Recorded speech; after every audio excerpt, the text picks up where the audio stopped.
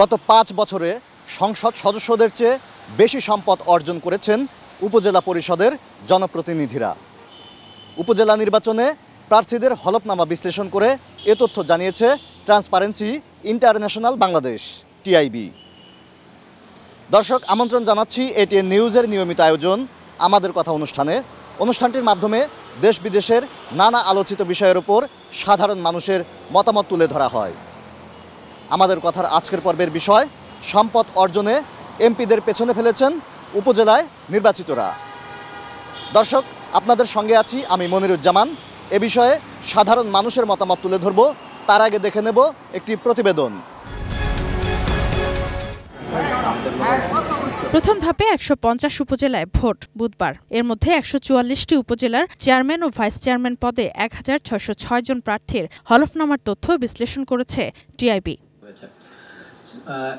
সকালে ধানমন্ডিতে টিআইবি কার্যালয়ে সংবাদ সম্মেলনে হলফনামার তথ্য বিশ্লেষণ ও ফলাফল উপস্থাপন করা হয়। জানানো হয়, প্রথম ধাপের নির্বাচনে ১১৭ জন অর্থাৎ ৭% কোটিপতি প্রার্থী প্রতিদ্বন্দ্বিতা করছেন। এই কোটিপতির হিসেবটি করেছি শুধুমাত্র অস্থাবর সম্পদের ভিত্তিতে।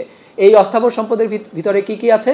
শেয়ার, সঞ্চয়, ব্যাংকে টাকা, নগদ টাকা, তারপরে স্বর্ণালংকার, তার হাতে বৈদেশিক মুদ্রা আছে কিনা, বিভিন্ন ধরনের বিনিয়োগ এবং বন্ডের যেসব বিনিয়োগ। গত 5 বছরে সংসদ সদস্যদের তুলনায় অস্থাবর সম্পদ বেড়েছে উপজেলার জনপ্রতিনিধিদের। এছাড়া গত 1 দশক ধরে উপজেলায় থাকা জনপ্রতিনিধিদের সংসদ সদস্যদের মতোই আয় বেড়েছে। 5 বছরে অস্থাবর সম্পদ বৃদ্ধিতে উপজেলা পরিষদের জনপ্রতিনিধিরা পেছনে ফেলে দিয়েছেন সংসদ সদস্যদের ক্ষেত্রে এ হার সর্বোচ্চ ছিল ৩,০৬৫%, যেখানে একজন চেয়ারম্যানের সম্পদ আপনারা যেটা দেখতে পাচ্ছেন ৪,২০০%-এর বেশি বেড়েছে। উপজেলা নির্বাচনে প্রথম ধাপের চেয়ারম্যান প্রার্থীদের ৬৯.৮৬% ও ভাইস চেয়ারম্যান প্রার্থীদের ৬৬.৫৯% নিজের পরিচয় দিয়েছেন ব্যবসায়ী। টিআইবির নির্বাহী পরিচালক মনে করেন, ব্যবসায়ীদের রাজনীতিতে আসার হার অস্বাভাবিক। নির্বাচনকে বিনিয়োগ হিসাবে দেখা হয়। আমি বিনিয়োগ করে নির্বাচনে আসবো, কাজে আমি মুনাফা অর্জন করবো। এটা আসলে আমাদের গণতান্ত্রিক চর্চা, গণতন্ত্রের ভবিষ্যতের জন্য কোন অবস্থায় এটাকে ইতিবাচকভাবে দেখার সুযোগ নেই বলে আমি মনে করি। হলফনামায় তথ্য গোপন করা হতে পারে জানিয়ে তিনি মন্তব্য করেন, ক্ষমতা ধরে রাখার উদ্দেশ্যেই কখনো দলীয়ভাবে কখনো নির্দলীয়ভাবে ভোট করছে ক্ষমতাসীনরা। এখানে আজ যেটি প্রাধান্য পাচ্ছে সেটা হচ্ছে আমি ক্ষমতায় যাব বা ক্ষমতায় থাকবো এবং তার মাধ্যমে ক্ষমতার অপব্যবহার করে আমি নিজেদের সম্পদ বিকাশ সুযোগ নেব। এবং সেটা এক ধরনের লাইসেন্সে রূপান্তরিত হয়ে গেছে। সেটা কিন্তু বাস্তব চর্চা। জাতীয় পর্যায়ে যেটা হয়েছে সেটাও কিন্তু এখন স্থানীয় পর্যায়ে ক্রমাগতভাবে তৃণমূল পর্যায়ে বিকশিত হচ্ছে। Sadia Afroz, ATN news, Dhaka. উপজেলা পরিষদের জনপ্রতিনিধিদের সম্পদ বৃদ্ধি নিয়ে একটি প্রতিবেদন দেখছিলাম। এ বিষয়ে সাধারণ মানুষের মতামত তুলে ধরব। এমপিদের চেয়ে উপজেলা চেয়ারম্যানদের সম্পদ বেশি। এটা হতে পারে, ফার্স্ট দেখা যাচ্ছে যে উপজেলা চেয়ারম্যানরা দুর্নীতিগ্রস্ত। সেকেন্ড হতে পারে যে এমপিরা তাদের যে আয়টা ছিল সেটা হলফনামায় সঠিকভাবে দাখিল করেনি। দ্বিতীয় হতে পারে, বর্তমানে যেহেতু ব্যবসায়ীরা আসতেছে, ব্যবসায়ীদের আয় তো বেশি থাকেই। এছাড়া বাংলাদেশে তো আপনার যেহেতু ডেভেলপিং কান্ট্রি হচ্ছে, সুতরাং এখানে একটা দুর্নীতি প্রবণতা তো অনেক আগে থেকেই আছে, সেই কারণে হতে পারে। এমপি এবং চেয়ারম্যানের দুইজনের মধ্যে মানে স্বাভাবিক দৃষ্টিকোণ থেকে আমরা মনে করি যে এমপিদেরই সম্পদ বেশি থাকা যৌক্তিক।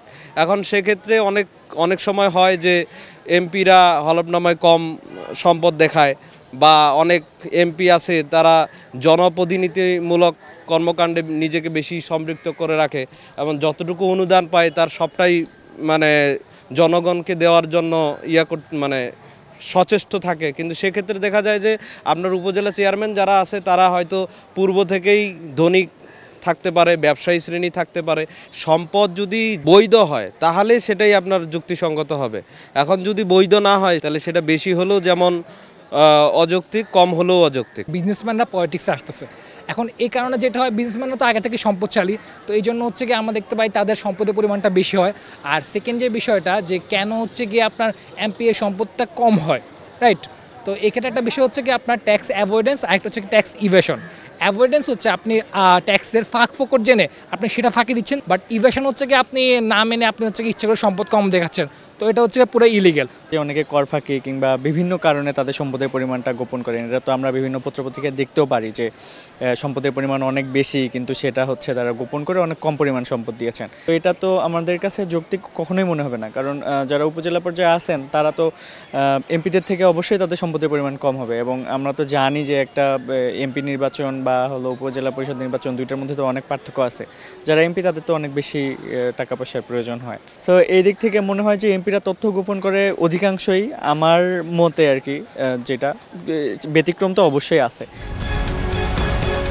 আজকের আমাদের কথাই কক্সবাজার থেকে স্বাগত জানাচ্ছি আমি অর্পণ বড়ুয়া। স্থানীয় নির্বাচনগুলোতে প্রচুর পরিমাণ টাকার ছড়াছড়ি হয়।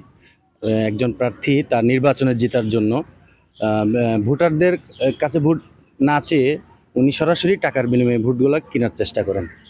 তো পরবর্তীতে যখন উনি নির্বাচিত হন সেই টাকাটা যখন মাঠ থেকে উঠিয়ে আনার জন্য উনি প্রাণপণ চেষ্টা করেন, তখনই ওনাকে দুর্নীতির আশ্রয় নিতে হয় এবং তার সম্পদ বাড়ানোর দিকে উনি ঝুঁকে পড়েন। এটাই হচ্ছে মূল কারণ।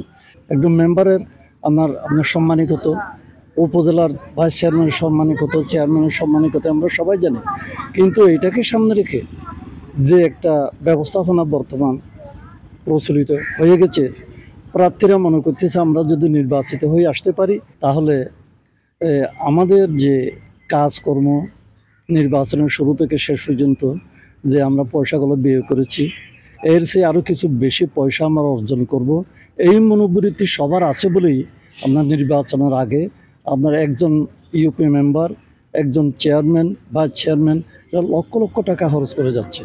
উদ্দেশ্যটা কি? নেতৃত্বটাকে এখন বিভিন্ন স্তরে ভাইস চেয়ারম্যান বলেন, চেয়ারম্যান বলেন, আপনার সংসদ সদস্য বলেন, এটা একটা পদ লাভ করার পর একটা টাকা কিভাবে আয় করা যায় এটার একটা মাধ্যম হয়ে গেছে বলে আমি মনে করি। যদি কোনো রাজনৈতিক ব্যক্তি উনি ব্যবসায়ী হয়ে থাকেন তাহলে উনি সম্পদ অর্জন করতেই পারে, আর যদি কোনো ব্যবসায়ী শুধু রাজনীতিকে পুঁজি করে উনি বিভিন্ন দখলবাজি বলেন অবৈধ পন্থায় যদি কোনো সম্পদ অর্জন করে থাকেন এটা অবশ্যই নিন্দনীয়। সামনের নির্বাচনে ওই সমস্ত প্রার্থীকে মানুষ যাতে প্রত্যাখ্যান করে আমি সেটাই প্রত্যাশা করছি। আমাদের কথার আজকের পর্বে দেশের সর্বত্র জেলা পঞ্চগড় থেকে আপনাদের সাথে আছি আমি সিদ্ধার্থ কর্মকার। এমপি সদস্যদের চেয়েও উপজেলা পরিষদের চেয়ারম্যানরা দ্বিগুণ আয় করেছে এবং দুর্নীতিগ্রস্ত হয়েছে, এবং এইখান থেকে আমাদেরকে উত্তরণের জন্য সঠিক নেতৃত্ব আমাদেরকে বাইর করার দরকার, এবং আমরা এই এলাকাবাসী এবং বিভিন্নভাবেই আমরা যেন এই দুর্নীতিমুক্ত দেশ করতে পারি। সামনে যেহেতু উপজেলা একটা নির্বাচন এসেছে, আমরা এখানে যোগ্য প্রার্থীকে নির্বাচন করলে এখান থেকে আমরা আস্তে আস্তে মুক্ত হতে পারবো। ভোটের আগে তো বলতে বলে হ্যাঁ ভোট দেন আমাকে, আমি উন্নয়ন করব। এখন ভোট পাইলে তখন নিজের উন্নয়ন নিয়ে ব্যস্ত উনি। উপজেলা পরিষদের প্রতিনিধিদের যে সম্পদ সেটা আমাদের এমপি মহোদয় যারা আছেন তাদের সম্পদকে ছাড়িয়ে গেছে। আমাদের উচিত যে এই উপজেলা পরিষদ নির্বাচনে যেন আমরা সঠিক ব্যক্তিকে নির্বাচিত করতে পারি, যারা